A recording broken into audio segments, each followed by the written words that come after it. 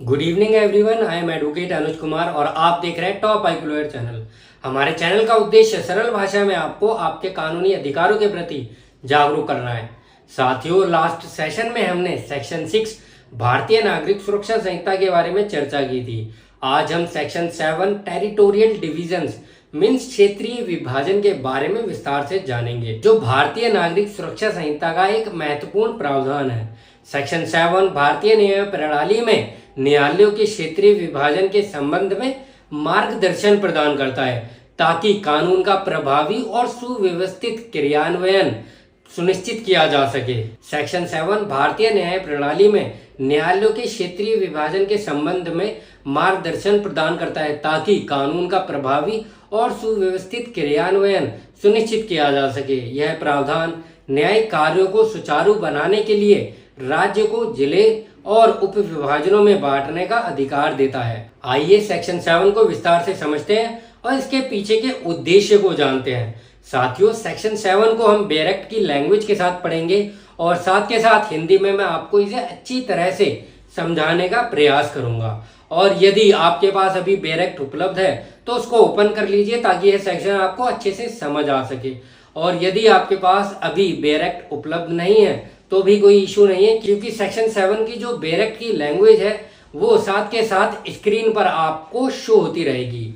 साथियों, section 7 talks about territorial divisions means क्षेत्रीय विभाजन and section 7 clause 1 session division का निर्धारण करता है और कहता है कि प्रत्येक राज्य या तो एक सेशन डिवीजन होगा या विभिन्न सेशन डिवीजनों में विभाजित किया जाएगा और प्रत्येक सेशन डिवीजन या तो एक जिला होगा या जिलों में बटा होगा। यानी कि सेक्शन 7 क्लॉज 1 का उद्देश्य यह है कि बड़े राज्यों को छोटे छोटे हिस्सों में बांटकर न्यायिक प्रक्रिया को प्रभावी बनाया जा सके।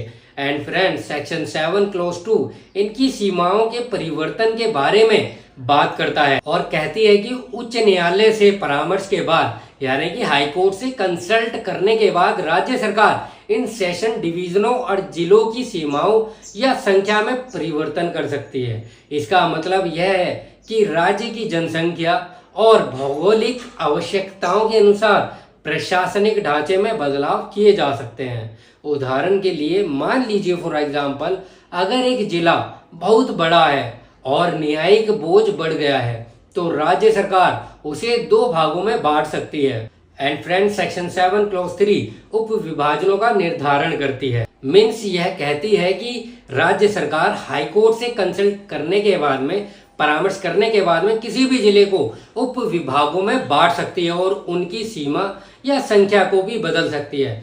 साथियों, सेक्शन 7 क्लॉज 3 का उद्देश्य स्थानीय स्तर पर न्यायिक सेवाओं को सुगम और जनता के नजदीक बनाना है। उदाहरण के लिए मान लीजिए फॉर एग्जांपल, एक बड़े जिले के भीतर कई उप विभाग मीन सब डिवीजन बनाकर यह सुनिश्चित किया जा सकता है कि लोगों को न्याय पाने के लिए अधिक दूर न जाना पड़े।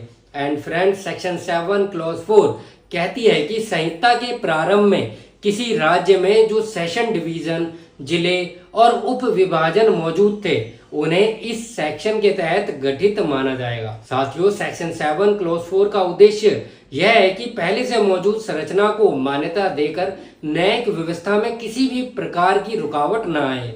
इसको हम एक उदाहरण से समझने का प्रयास करते हैं।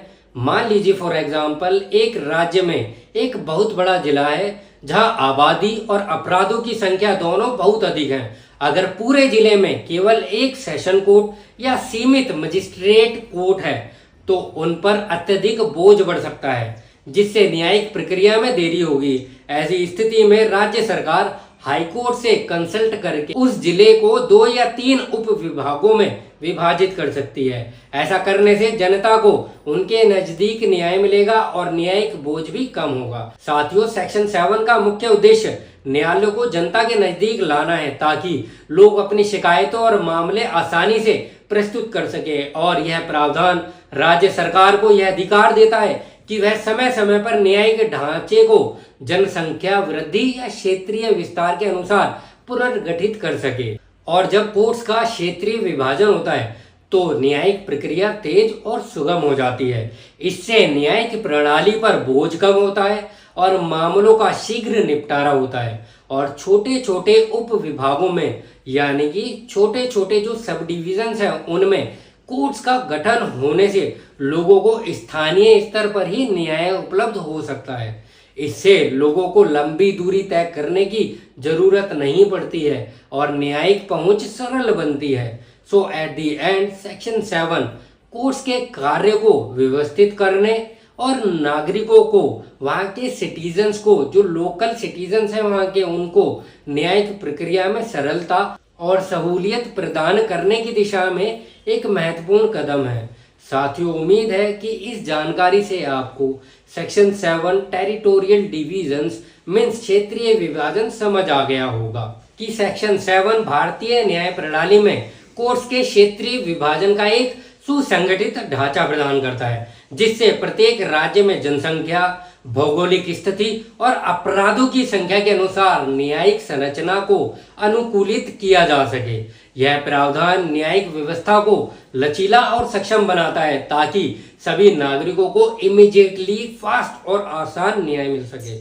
साथियों, अगर आप ऐसे और भी महत्वपूर्ण कानूनी विषयों पर जानकारी चाहते हैं और हमारे द्वारा शुरू की गई इस भारतीय नागरिक सुरक्षा संहिता की सीरीज से जुड़े रहना चाहते हैं तो हमारे चैनल को लाइक करें, सब्सक्राइब करें।